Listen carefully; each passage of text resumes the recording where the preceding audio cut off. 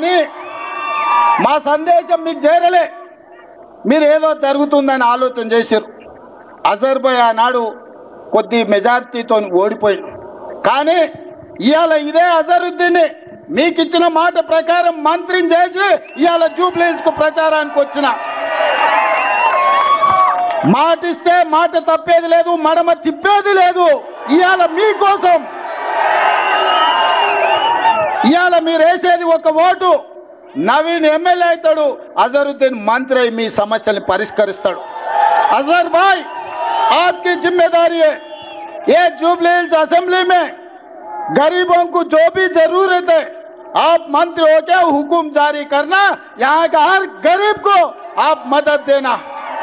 इसीलिए आज सरकार सोनिया गांधी, राहुल गांधी, मल्लिकार्जुन खड़गे जी आपको मंत्री बनाकर आज जुबलीहिल्स को भेज दिया. आज जुम्मा है, जुम्मे के दिन नमाज करके सबको वादा करो एक जुबलीहिल्स में जितने भी तकलीफ है, तकलीफ दूर करने के लिए एक नहीं दो सिपाही आपके सेवा में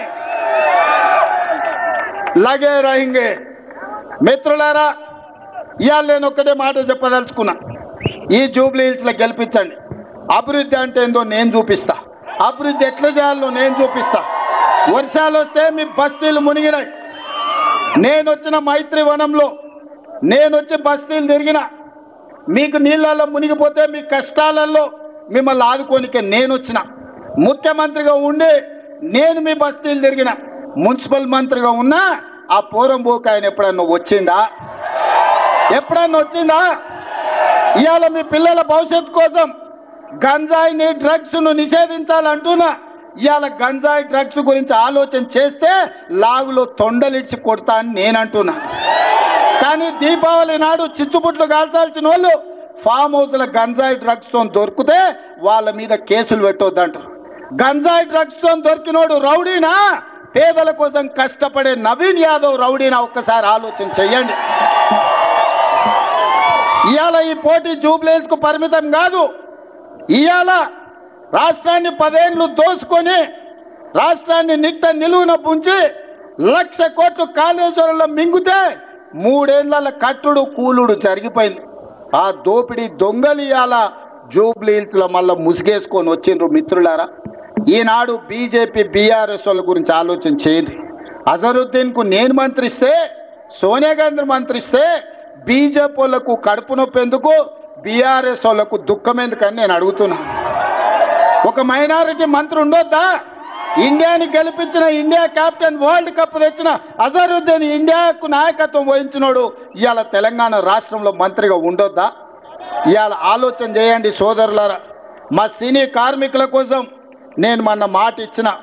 ఇవాళ చెప్తున్నా, నేను తప్పకుండా మీ పిల్లలకు నాణ్యమైన విద్యను అందించే బాధ్యత నాది, మిమ్మల్ని ఆదుకునే బాధ్యత నాది, మీకు ఆరోగ్య భద్రత కల్పించే బాధ్యత నాది. ఇవన్నీ పనులు చేయాలంటే నాకు ఒక భుజం ఉండాలి, నాకు ఒక తోడు ఉండాలి. నాకు ఒక కుడి భుజాన్ని జూబ్లీహిల్స్ నుంచి ఇవ్వండి. మీ సమస్యల పరిష్కారం కోసం నవీన్ యాదవ్ను మీ తోడుగా పెట్టుకోండి. నా దృష్టికి వచ్చిన ప్రతి సమస్యను పరిష్కరించే బాధ్యత నేను తీసుకుంటా.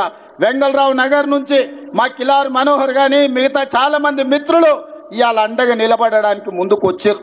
అదేవిధంగా మైత్రి వనంలో అన్న పెద్దలు నందమూరి తారక రామారావు గారి విగ్రహాన్ని పెట్టాలని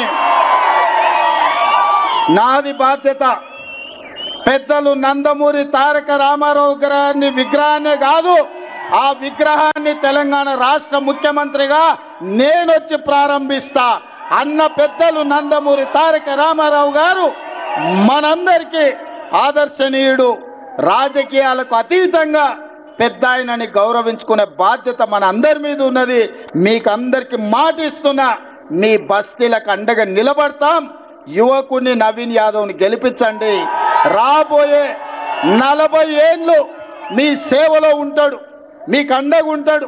గల్లీ గల్లీ తెలిసినోడు, ప్రతి ఇంటికి పరిచయం ఉన్నోడు నవీన్ యాదవ్ను మీరందరూ అఖండమైన మెజారిటీతో గెలిపిస్తారా? మాట ఇస్తున్నారా? ఆ వెనకాల ఉన్న వాళ్ళు ఇస్తున్నారా? ఇక్కడున్న వాళ్ళు ఇస్తున్నారా? కనుచూపు మేరకు అయ్యప్పలు ఇస్తున్నారా? అయ్యప్పల ఆశీర్వాదం ఉన్నది కదా.